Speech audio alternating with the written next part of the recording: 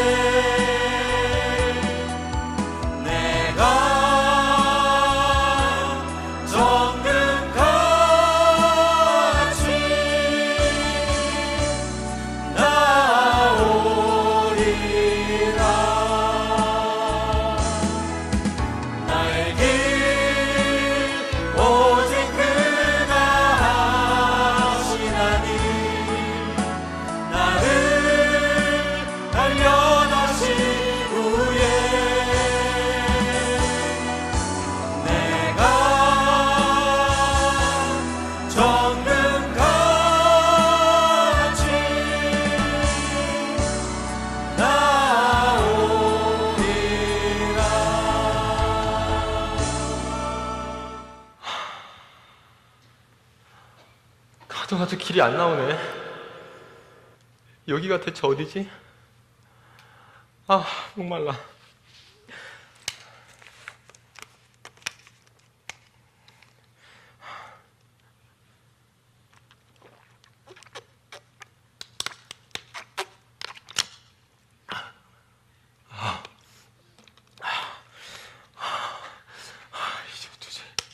이제 어쩌지? 물도 없는데.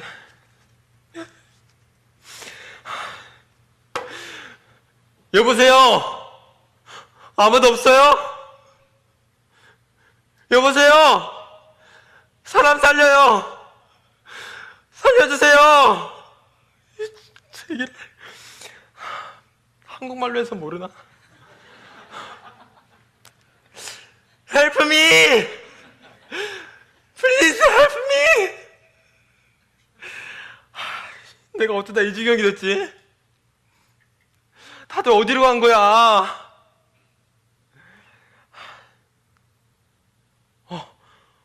여기 물이다, 물! 아니, 이거 모래잖아.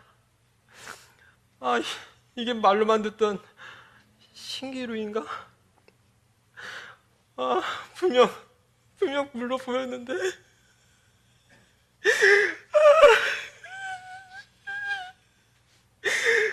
이대로 죽기 싫어요. 살려주세요, 제발 좀 살려주세요. 제발. 핸드폰 배터리도 거의 다 떨어져 가는데 얼마나 더 버틸 수 있을까? 여긴 유명한 데라더니 어떻게 사람이 하나도 안 지나가냐고. 그래도 정신 차리자, 정신을 또 하사불성. 호랑이한테 물려가도 정신만 차리면 산다 그랬어. 일도야, 정신 차려.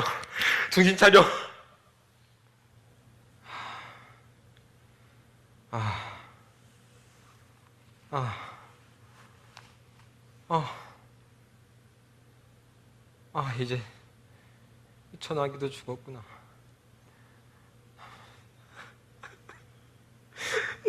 나도 곧 죽겠지? 보조 배터리라도 갖고 오는 건데 괜히 짐 줄인다고. 후회해도 다 필요 없어. 이렇게 죽는 거야, 이렇게.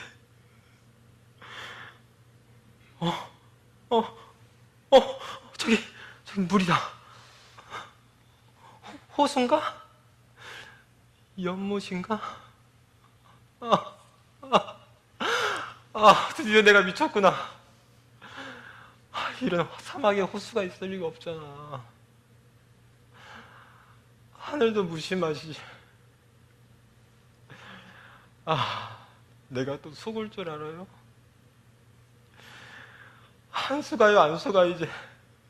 이제는 저기까지 갈 힘도 없어.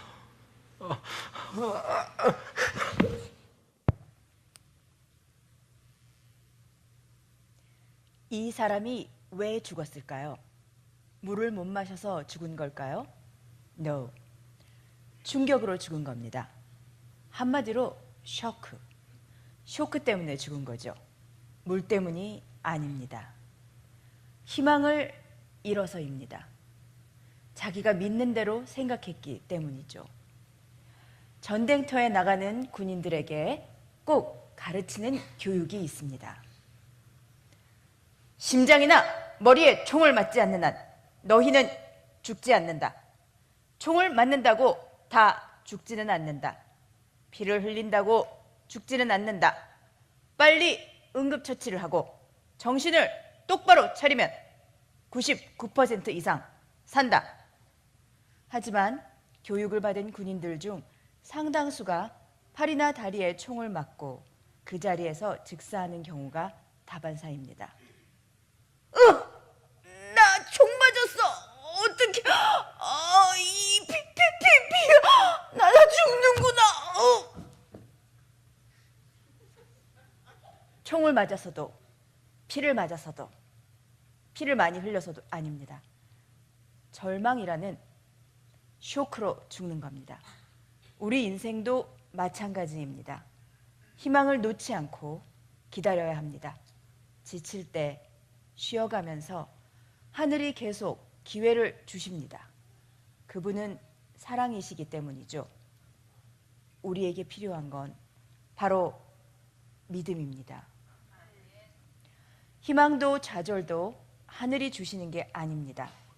바로 당신의 선택입니다. 여러분은 무엇을 선택하시겠습니까? 나 여호와가 말하노라. 너희를 향한 나의 생각은 내가 아나니 재앙이 아니라 곧 평안이요 너희 장래에 소망을 주려 하는 생각이라.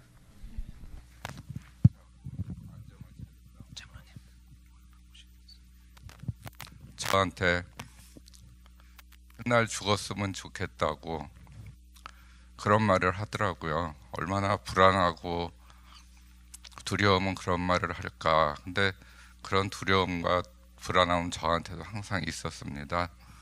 제가 작년 인생 뒤집기 때 내가 내년에 인생 뒤집기에 참석할 수 있을까 그런 생각을 했었습니다. 그런데 이렇게 간증하는 자리까지 나왔습니다. 간증하는 자리까지 인도해 주신 하나님께 감사드립니다.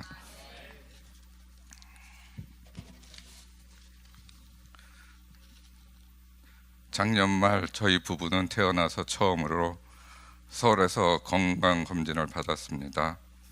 서울에 가면 만날 친구도 많고 할 일도 많았기에 짧은 치료 시간에 건강검진으로 시간을 보내기가 싫었습니다. 저는 특별히 아픈 데도 없기에 아내만 받으라고 했습니다. 그런데 누님이 예약을 해두셨고 비용도 이미 지불하셨기에 어쩔 수 없이 받았습니다. 검사 결과 아내는 갑상선에 악성 종양이 있는 것 같다고 조직 검사를 했습니다. 저는 쓸개가 정상보다 2배 이상 부어 있다고 했습니다. 그 쓸개가 위를 눌러 위에 한쪽이 주저앉아 있다고 했습니다. 빨리 수술하여 쓸개를 떼어내라는 진단을 받았습니다. 저는 통증도 없고 소화도 잘 되고 생활에 불편함이 없어서 나중에 시간이 되면 천천히 수술할 생각이었습니다. 미국으로 돌아오기 위해 인천 비행장으로 가는 길에 누님에게 전화가 왔습니다. 아내 조직 검사 결과 갑상선 암으로 판정이 났고 그 크기는 6mm이니 수술해야 한다고 했습니다. 아내가 암에 걸렸다는 것이 믿어지지 않았습니다. 암은 나와는 아무 상관이 없는 줄 알았습니다. 두려움과 걱정이 밀려왔습니다. LA까지 오는 동안 침묵만 흘렀습니다.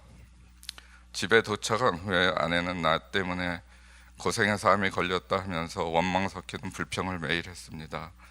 아내가 그럴 때마다 눈치를 보며 집안일을 도와주었습니다. 아내는 일주일 만에 수술을 위해 서울로 나갔습니다. 나는 두 아들과 함께 집에서 같이 지내고 있었습니다. 서울에서 가지고 온 검진 결과가 담긴 CD를 보신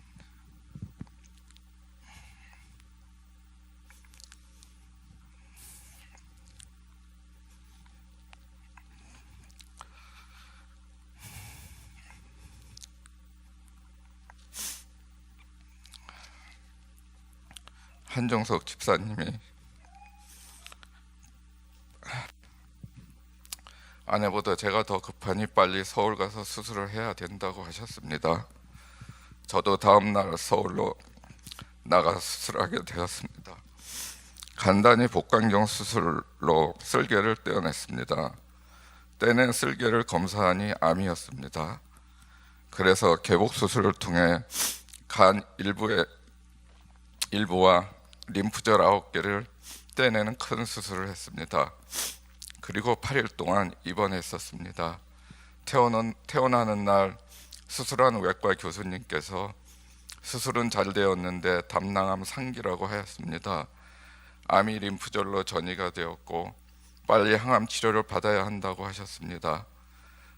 담낭암 세포는 악성 중의 악성이고 빠르게 자라고 있었다고 했습니다. 항암 치료를 해도 전이가 잘 되기 때문에 조심해야 한다고 했습니다. 다른 쪽으로 전이가 되면 더 이상 치료 방법이 없다고 했습니다. 그때는 항암 치료 잘 받으면 되는 줄 알았습니다. 후에 의사인 친구가 서울대 병원에서 항암 치료를 받으라고 권유했습니다.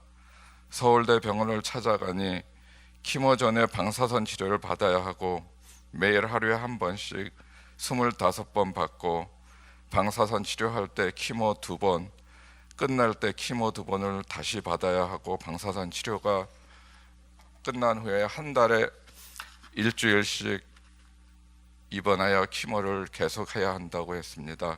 그렇게 6번 더 키모를 받아야 한다는 진단을 받았습니다. 그렇다고 완치된다는 보장이 없었습니다. 그냥 최선을 다해 보겠다는 말을 들으며 제 병이 심각하다는 생각에 두려움이 몰려오기 시작했습니다. 다른 병원에서 종양내과 의사를 만나니 그분은 말했습니다. 솔직히 담낭암은 아직 항암 치료가 체계적으로 돼 있지 않다고 했습니다. 환자가 원하면 항암 치료를 하지만 췌장암보다 더 고치기 힘든 암이라고 했습니다. 절망의 시간이었습니다. 또 결단의 시간이었습니다. 항암 치료를 받아야 할지 말아야 할지 제가 결정해야 되는 시간이었습니다. 그 결정은 쉽지 않았습니다. 항암 치료를 받아야 하나 하는 생각이 들다가도 2달 후면 아내가 갑상선암을 수술해야 되기 때문에 마음 편하게 항암 치료를 받을 형편이 못 됐습니다. 또 마땅히 거주할 것도 없었습니다. 목사님과 사모님, 교회 여러 형제자매에게 기도를 부탁했습니다. 일주일 동안 기도하며 생각하기로 했습니다. 하루에도 12번 생각이 바뀌었습니다. 그러던 중 수술을 마치고 2주 동안 통증이 없다는 사실을 알게 되었습니다. 큰 수술을 하고 마취가 풀리면 꿰맨 자리가 무척 아프다고 들었는데 저에게는 전혀 통증이 없었습니다. 목사님과 교회 많은 분들이 해주신 기도의 힘이라 생각이 들었습니다. 그렇다면 항암 치료 안 해도 하나님이 아프지 않게 하실 수 있다는 생각이 들었습니다. 그리고 항암 치료는 받지 않기로 결정을 했습니다.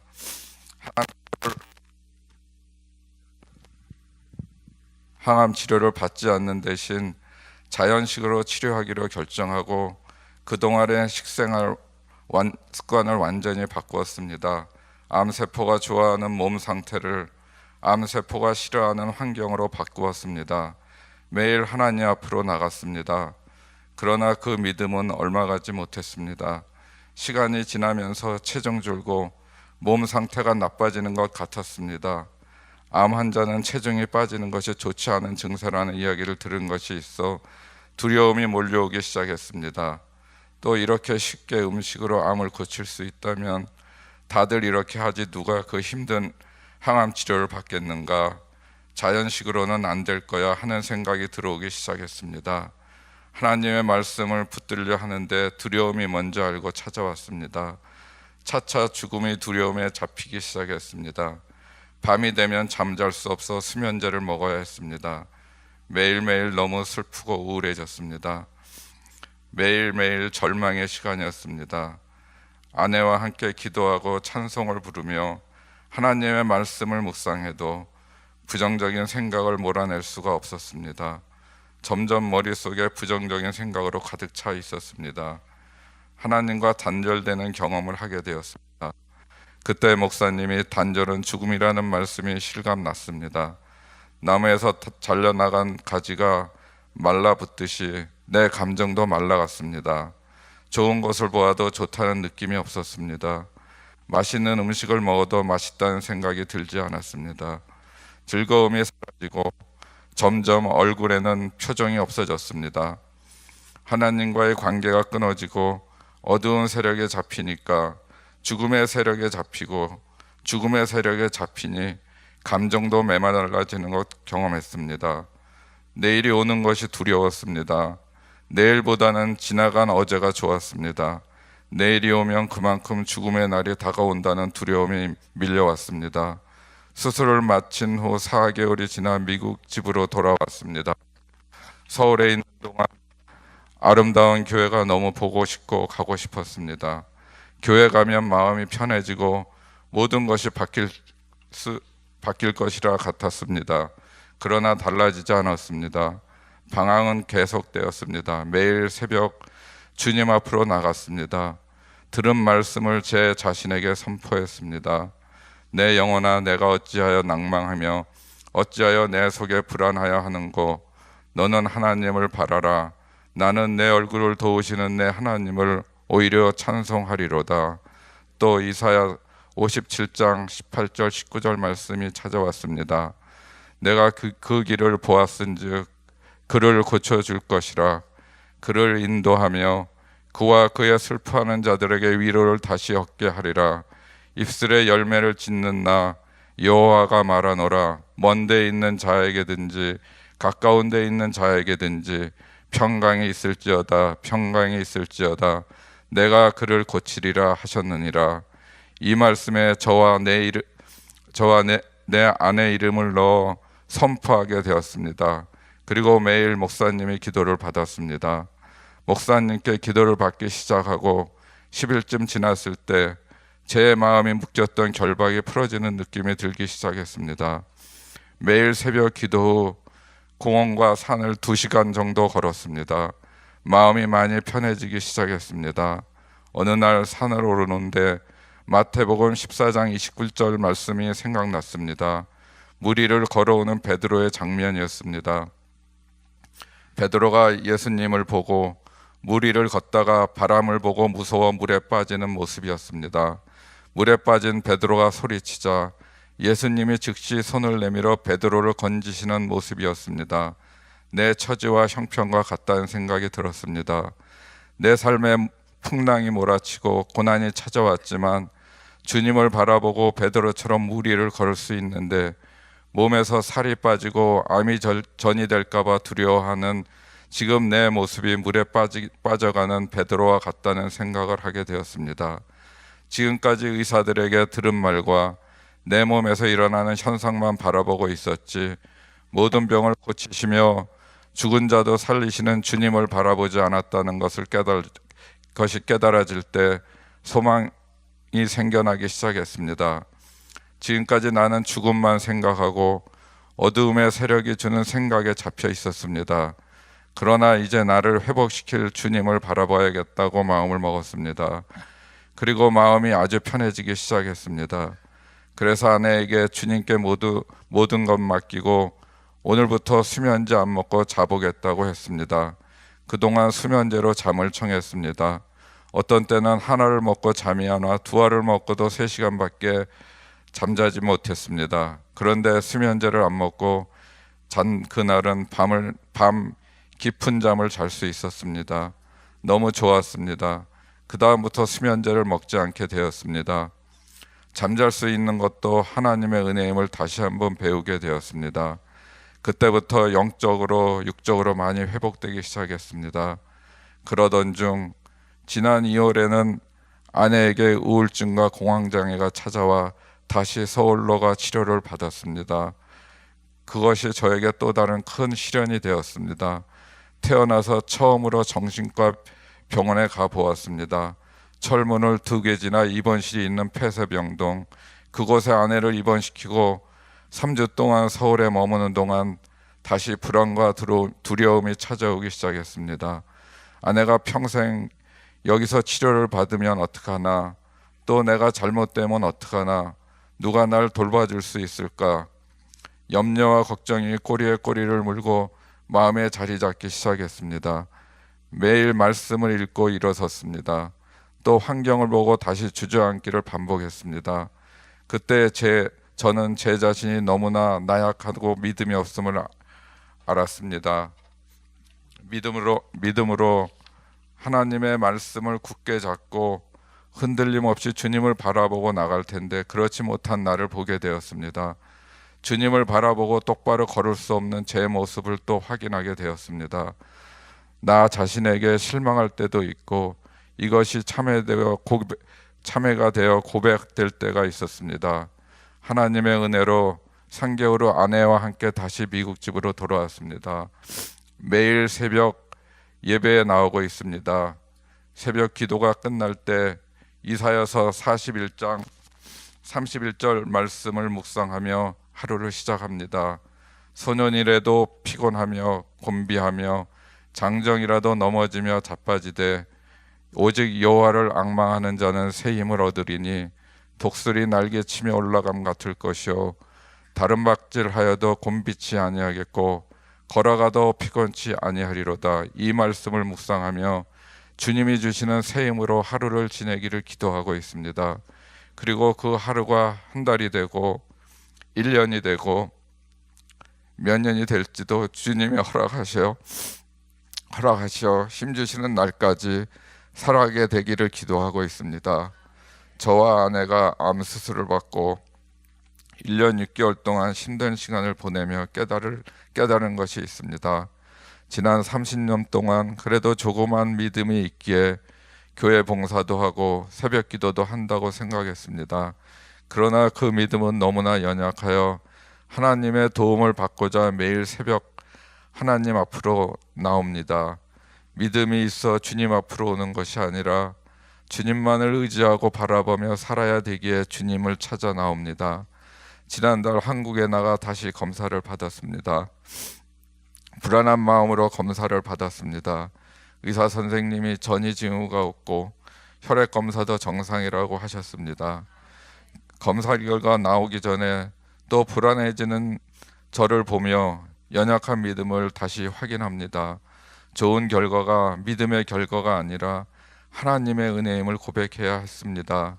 겨자씨만한 믿음만 있어도 이 산이 바다로 옮겨진다는 말을 생각했습니다. 그전에는 작은 믿음이라고도 하던 말도 더 이상 할 수 없게 되었습니다. 겨자씨만한 작은 믿음도 저에게는 없습니다. 매일 눈앞에 펼쳐지는 현실 앞에서 자주 주저앉는 모습을 보며 내 안에 믿음이 없음을 보게 되었습니다. 저는 오늘도 죽은 자를 살리시는 하나님의 능력을 의지하여 주님을 바라보며 은혜를 구합니다. 함께 기도해 주시기를 부탁드립니다. 감사합니다. 우리의 인생은 산을 오르는 게 아니라 사막을 지나가는 것입니다. 산을 오르는 것은 목표 지점이 보이지만 사막을 지나갈 때는 내가 어디 있는지, 어디로 가야 되는지, 어디가 인생의 끝인지 알 수가 없다는 것입니다. 그럴 때 이 메시지가 이야기합니다. Keep on going. 그 사막이 끝날 때까지 계속 가라는 것입니다. 포기하지 말라는 것입니다. 중간에 서지 말라는 것입니다. 다른 길이 없다는 겁니다. 끝까지 가야 한다는 것입니다. 때로는 수렁에 처박힌 것 같을 때가 있을 겁니다. 다시 자세를 낮추고 타이어에 바람을 빼면서 하나님의 뜻을 기다리는 것입니다. 그럼 다시 일어나 올라올 것입니다. 그리고 가게 될 것입니다. 포기하지 않으면 마침내 그 사막을 벗어나게 되는 것입니다. 우린 잘 알고 있습니다. 인생이 어떻게 시작했느냐는 것보다 어떻게 끝나느냐는 것이 더 중요합니다. 우리는 어떻게 만났느냐는 것보다 어떻게 헤어졌느냐가 훨씬 더 중요한 것입니다. Starting well, 시작을 잘하는 것보다 Finishing well, 그것을 잘 마치는 것이 소중하다는 걸 배워야 되는 겁니다. 그 사이에 우리는 정말 수렁에 박힐 때마다 포기하고 싶은 유혹이 온다는 사실입니다. 여기서 포기한 그만이라는 겁니다. 아니라는 것입니다. 처칠이라는 사람은 졸업식에 가서 명설교를 했다고 지금까지 있어 왔던 졸업식 설교 중에 가장 명설교였습니다. 왜냐하면 가장 짧은 설교였거든요. 이렇게 했습니다. Never, never, never, never, never, never, never give up. 그리고 내려왔습니다. 그게 그 젊은이들에게 얼마나 큰 도전과 정말 영감을 불어넣었는지 모릅니다. 그 고난의 시간에 그대로 서라는 겁니다. 뒤로 물러서지 말라는 겁니다. 인생의 위대함이라는 것은 우리 속에 고난과 어려움과 역경이 없어지는 것이 아니라 그 역경은 기회가 될 수 있다는 것입니다. 그 역경을 만날 때 전진해 갈 수 있습니다. 우리 삶에 내가 더 이상 살아야 되는 것이 아무 의미가 없을 정도로 어려울 때도 있다는 것입니다. 그러나 그 일을 통해서 하나님이 만들어 가시는 것들이 있습니다. 우리 이 광야를 통해서 한 인생이 얼마나 연약한 인생인가를 배워야 되는 것입니다.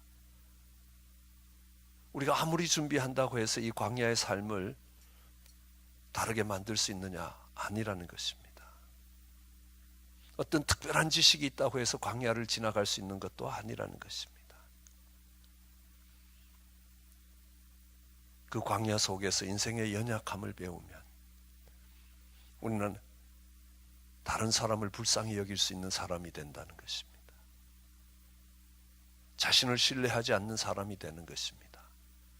하나님 앞에 무릎을 꿇을 수 있는 겸손한 사람이 되는 것입니다. 그 광야를 가다 보면 오아시스가 있을 겁니다. 쉬어가야 하는 것입니다. 왜냐고요?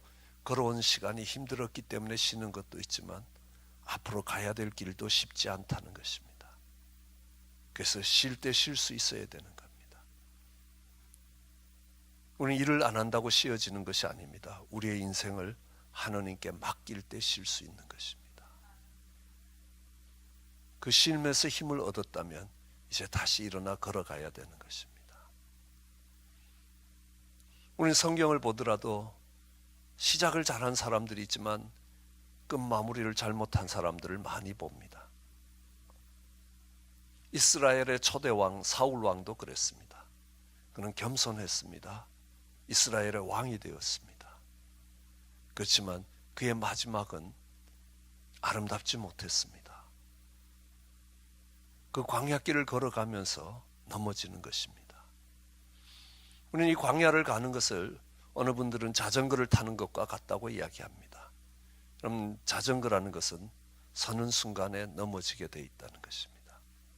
끝까지 가야 된다는 사실입니다. 포기하고 싶은 유혹은 계속 찾아올 것입니다. 끝까지 간 사람들의 인생의 아름다움들을 볼 수 있습니다. 갈렙이라는 사람은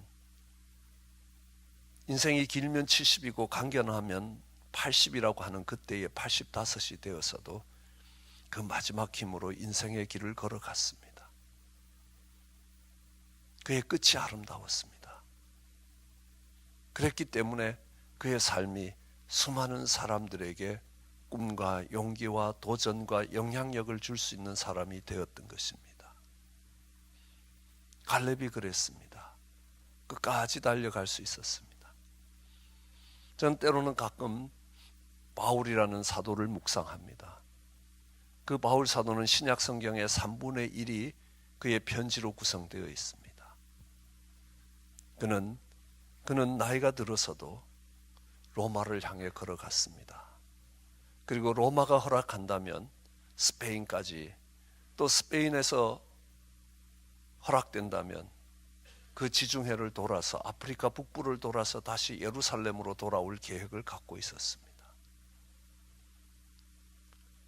그럼 노구를 이끌고 그 마지막 인생길에 가장 복음이 전해지기 어렵다고 이야기하는 로마를 향해 갑니다. 그것도요, 그냥 로마가 아니라는 겁니다. 이스라엘 백성들을 무참하게 짓밟았던 그 로마라는 것입니다. 마치 한국 땅을 유린했던 일본과 같은 땅이라는 겁니다. 바울은 그 마지막 때 그 로마를 향해 가는 것입니다. 그가 로마를 향해 가는 그 발걸음이 얼마나 아름다운 발걸음인지 모른다는 것입니다.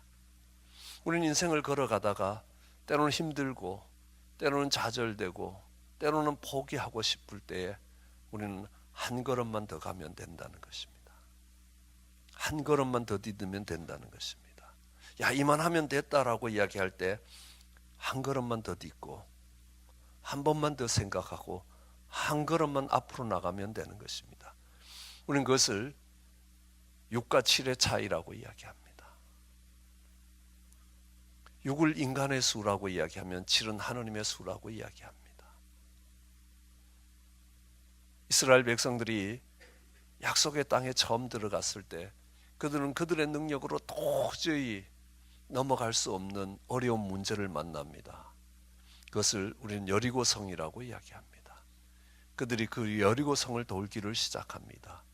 6일을 돌았습니다. 그들이 할 수 있는 최선이었습니다. 더 이상 돌 수 없을 만큼 할 만큼 했다고, 나도 더 이상 못 가겠다고 그렇게 이야기할 수밖에 없는 그 자리까지 그들이 노력을 하거나 최선을 다하지 않았다는 것 아니라는 겁니다. 그러나 여리고성은 6일에서 무너지지 않았습니다. 7일째 무너졌습니다. 그 한 걸음은 하나님이 주시는 은혜를 가지고 걸어갈 수 있습니다. 그때의 광야를 끝낼 수 있는 것입니다. 6바퀴를 돌았을 때 여리고성이 무너지지 않았습니다. 6바퀴를 돌 때에 한 칸씩 무너지면 얼마나 돌기가 편하겠습니까? 정말 노력하는 것만큼 결과가 나오는데, 그러면요 얼마든지 노력하는 게 어렵지 않을 것입니다. 우리는 잘 알고 있습니다. 그것을 임계질량이라고 이야기합니다. 이렇게 저울에다가 계속 놓으면 여전히 정말 추는 저쪽에 가 있습니다. 그러나 어느 한순간이 되면 추가 달라진다는 것입니다. 그때까지 걸어가야 되는 것입니다. 6일이 아니라 7일입니다. 6바퀴가 아니라 7바퀴째라는 겁니다. 포기하지 않고 걸어갈 때에 그곳에 아름다운 역사들이 일어날 수 있을 것입니다. 언젠가 정말 이만하면 됐다고 자만하는 사람들이 여기까지 오면 된다는 것입니다. 신앙생활을 해도 여기까지 오면 된다라는 것입니다. 그들은 그 광야를 벗어나지 못한다고 이야기합니다. 거기서 한 걸음 더 나가야 된다는 것입니다. 우리는 에디슨을 보더라도요, 오늘 이 저녁에 이렇게 불을 밝혀놓고 이렇게 집회를 할 수 있는 것도 그 에디슨이라는 사람이 이 빛을 만들었기 때문에, 전기가 흘러가더라도 그 전기에 타지 않고 그 전기를 빛으로 바꿀 수 있는 텅스턴이라는 물질을 찾는 데까지 2400번이 걸렸습니다. 2400가지 물질을 테스트해 봤을 때 그것이 전기 에너지를 빛 에너지로 바꾸지 못한다는 사실입니다. 그러나 2400번째 그것이 찾아졌습니다. 그리고 그의 광야가 끝나고 인류의 역사가 그로 인하여 달라지기 시작했다는 것들을 알 수 있습니다. 우리는 정말 아름다운 삶을 살았던 사람들, 그들은 그들 속에 인생에 역경이 없었던 것이 아니라 그 역경이 올 때에 포기하고 싶은 순간에 포기하지 않았다는 것입니다.